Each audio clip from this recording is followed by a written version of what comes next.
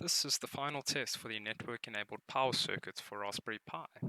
This test comprises of three different scenarios. The first is selecting a bulk amount of Raspberry Pis to power on and waiting for its network accessibility. The second is stressing all the Raspberry Pis and seeing how the system responds. And the third is selecting a bulk amount of Raspberry Pis to power off. 8 Raspberry Pis have been chosen to be powered on. They will power on one by one and their network accessibility will update accordingly on the dashboard. Also noted is the real-time voltage and current measurements. A multimeter will be used to compare the voltage to that of the sensors on the fly.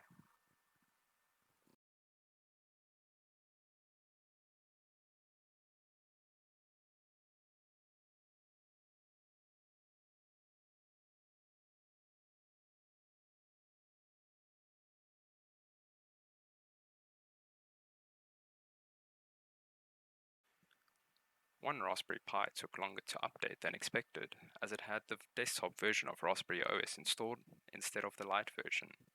Regardless, the dashboard tracked all the Raspberry Pis.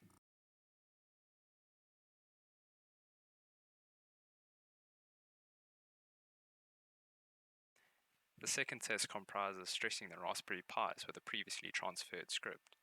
A script is an infinite while loop of floating point arithmetic that is executed on each core of the Raspberry Pi, accumulating all 100% CPU utilization.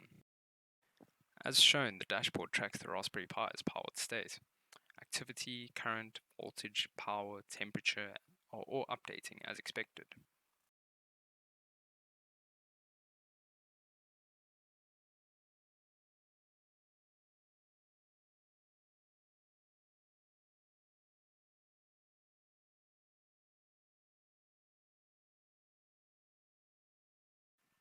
The measured voltage is again compared to the multimeter and found to be equivalent. Current matches the predicted value of 3.92 amps or 0.49 times by 8. The 0.49 amps comes from the average current drawn from a stressed Raspberry Pi Model 3B. As shown, all the Raspberry Pis are detected as active as all of their CPU states are currently at 100% utilization. Additionally, the memory and CPU usage can be seen sampled periodically alongside all of the voltage, power, temperature measurements. The final test is a power off test. This comprises selecting 8 Raspberry Pis to power off and watching their state and network accessibility change.